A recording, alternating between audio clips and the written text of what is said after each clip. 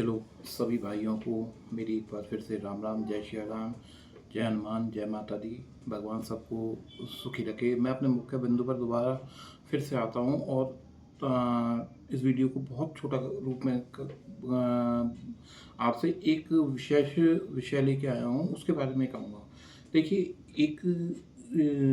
एक आरक्षण एक बहुत गहन मुद्दा है।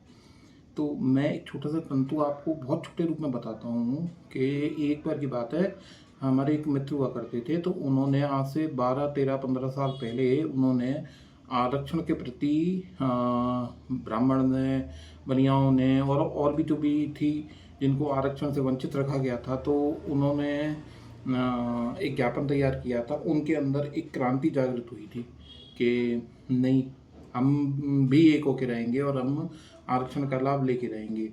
तो उस समय सब इकट्ठे हुए।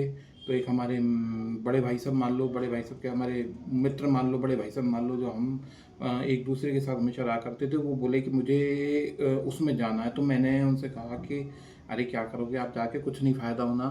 तो बोले नहीं, हम अगर ऐसा करेंगे तो फिर हमको या हमारे बच्चों को कभी भी इस जो इसका फ़ायदा है, जो इसका नुकसान है, जो आज हम हमारी पीढ़ी झेल रही है, हमारे बच्चे इस पीड़ा को ना झेलें, इसलिए हमें वहाँ पर चलना चाहिए। तो मैं उनको लेकर के अपने साथ में वहाँ गया। मैं जिनके पास गया ना, और मैं उनका ज़्यादा विश्लेषण ना करते हुए ना, वो आज हमारे देश के राजस्थान के एक मुखिया के रूप में आज कार्यरत हैं। आप समझ रहे होंगे मैं किसके बारे में बोल रहा हूँ। तो मैं सर इतना सा कहना चाहूँगा कि पता है, बहुत बड़ी भीड़ का अंदेशा हमने लगाया था कि हम जाएंगे और भी लोग आएंगे। तो पता है, एक बहुत बड़ी विडंबना है कि हमारे अंदर के कुछ ही लोग जाने के लिए राजी हुए, पहुँचे वहाँ पर उनके कार्यस्थल पर। काफ़ी देर खड़े होने के बाद जब हमने वहाँ पर एक जयकारे लगाए या जो भी हमारे आरक्षण की मांग थी हमने वो की, तो देखिए वहाँ बहुत देर तक, करीब 1 डेढ़ घंटे तक, और वो सभी लोग सुन रहे होंगे जो वहाँ पर उपस्थित थे। तो वहाँ पर जब हम इस लड़ाई को लड़ने गए, आरक्षण की लड़ाई को, तो वहाँ पर जिनका मैं माननीय, जिनका अभी मैं नाम नहीं लेना चाहूँगा, कि वो बाहर निकल के अपने आप कार्यालय से आए और बड़ी मुश्किलों में आए। तो उन्होंने बाहर आते ही पता है एक बात कही, वो मुझे आज भी याद है। उन्होंने एक बात कही थी कि ये ज्ञापन आप लोग शोर कर रहे हैं, हल्ला कर रहे हैं, चलो मैं ज्ञापन लेकर आपका रख लेता हूँ, पर इससे होना जाना कुछ भी नहीं है, आगे कुछ भी नहीं होगा। मैं आपकी ये चीज़ रख लेता हूँ। अरे सर, आप अब तो आप सर सत्ता में हैं, अब तो आप मुख्य बिंदु पर हैं।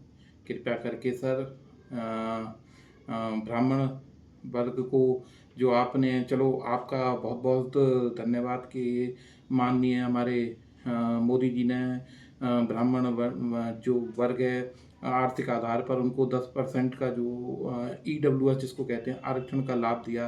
अरे सर, उसका सरलीकरण बना दीजिए सर। आपको पता है क्या हो रहा है देश में? जब हम ये EWS बनवाने जाते हैं ना, तो इंसान इतना पागल हो जाता है, इसको बनवा बनवा के, चक्कर कटवा कटवा करके ये लोग इतना परेशान कर लेते हैं कि सर बाद में लास्ट में पता है एक ही बिंदु रह जाता है कि सर आपका EWS आप ही को मुबारक हो, और सर आप सत्ता में हैं। मैं आपसे एक विनम्र प्रार्थना करूंगा, हमारे वर्ग को आर्थिक रूप से, और मैं तो कहता हूँ इस आरक्षण की आग को ही बुझा दिया जाए ना। तो कोई कहते हैं ना, ना रहेगा बाँस और ना रहे, ना बजेगी बाँसुरी। पर मेरे कहने से कुछ नहीं होता, मुझे पता है, क्योंकि जब आपके मौखिक द्वारा विदित जब आपने ये बात कह दी थी कि कुछ नहीं हो सकता, तो मेरे कहने से क्या हो जाएगा। सही बात है बिल्कुल। तो पर एक आदमी की चाहना तो होती है ना, और वही चाहना मैं रखता हूँ कि इस आरक्षण की जो बात है ना, इसको ख़त्म ही कर दिया जाए।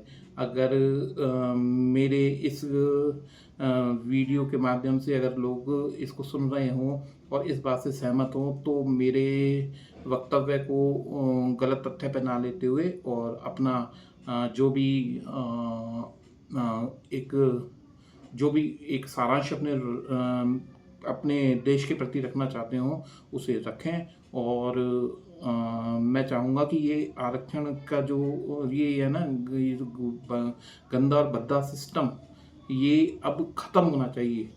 और हमको सबको एक होकर के इस आरक्षण की जो ये जो गंदी भ्रांति है ना, इसको ख़त्म कर देना चाहिए।